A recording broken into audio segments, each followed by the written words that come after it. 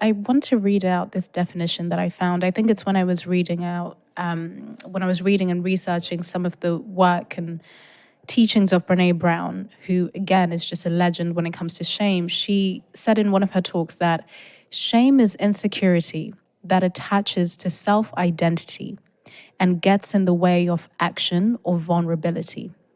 And that piece for me stood out the most, that it gets in the way of action or vulnerability. When I started to drink in the way that I did, even at such a young age as 14, it's almost like I built this character. I built a character that I thought would be acceptable, a character that other people would love, a character that could just be confident and didn't have any worries, didn't have any issues. And alcohol was the vehicle for me to actually align with this version of myself that I created.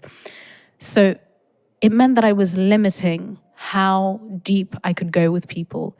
It meant that I wasn't giving myself the opportunity to be truly vulnerable because I was always in a state of performance, if you will. So this, again, when we talk about blueprints, this is another blueprint that I then created in terms of how I relate to people. It meant that I always had this protective field around me where people couldn't really get to know me because I thought who I truly was unacceptable. I thought who I truly was humiliating or embarrassing in some way. And these were feelings that I'd never had before. I was always confident about who I am, where I'm from, my family, etc. But now when you come to a completely different environment where your differences are positioned as something wrong and bad, especially as a child, you want to run away from that as far as possible. So I did the running, but also alcohol allowed me to run in a way that most people wouldn't see as running, you know. So by the time that I was 19, again, I am still drinking in this way. It wasn't all the time, by the way. It was just that when I did drink, there wasn't an off switch. I just took it as an opportunity to just live and to be as reckless and just free as I want to be. And when I was 19 is when I started to notice that something isn't quite right about the way that I drink. I shouldn't be blacking out this much. And the thing is with blacking out, which is when you drink so much in such a short space of time, typically, that your brain stops making short-term memories. So you almost have like a amnesia of sorts. So someone could bring up something that you said half an hour ago, but you can't remember yourself saying it.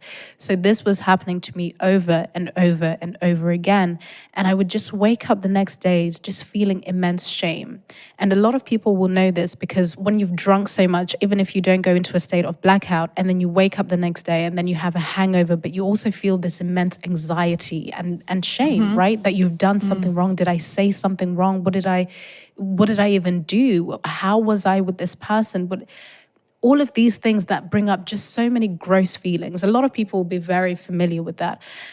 But I would experience this pretty much every single time that I drank. So from the age of 19 to 24, I was actively trying to get sober.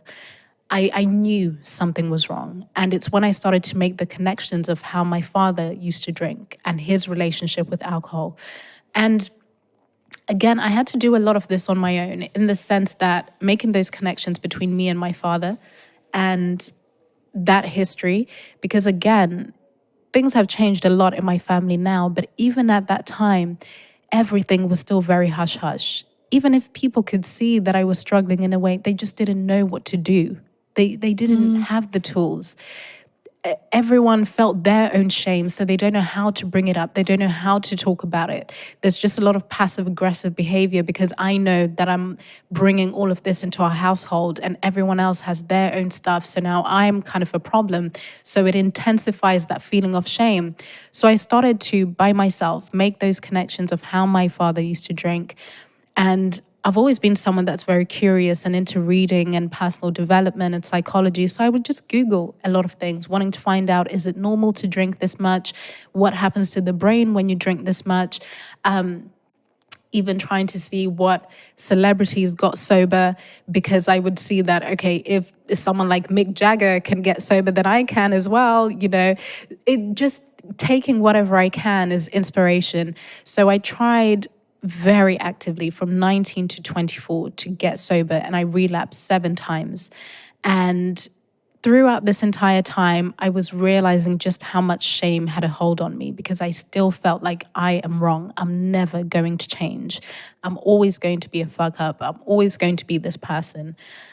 I won't be able to do it. And so for me, from 19 to 24 is where I would say that I couldn't run away from it anymore. I couldn't run away from it anymore, but I still believed that I could get better on some level, which is why I kept trying to get sober. But I think the shame was so intense that anytime that I started to get well, anytime I was sober for a few weeks or a month, I always say it in this way, that it's like I was used to being in a state of chaos and drama and feeling that shame, that it actually got comfortable. So when I got well, it would become very uncomfortable that I'm actually well and better, and I actually feel free. It's not that things got really bad and I would feel like I need a drink. It wasn't that. I would feel like I actually don't need a drink. Everything is fine. And that's when I would feel uncomfortable and then sabotage myself and then go into the shame spiral again, which I didn't want, but it was more comfortable than me being well. So that was my cycle up until the age of 24. And I can see some recognition in your face. So I want to know how you resonate with that. Just throughout my life, even through observing others and observing myself, there's always this attraction, right, to not drama, but things can't always be this good, or what's going to happen next, or it's that kind of perception that something's going to go wrong.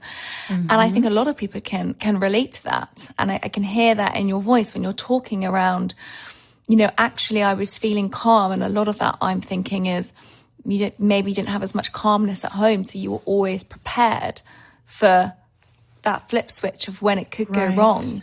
So your awareness is much more heightened. Thanks so much for listening. To hear the full episode, there's a link in the description.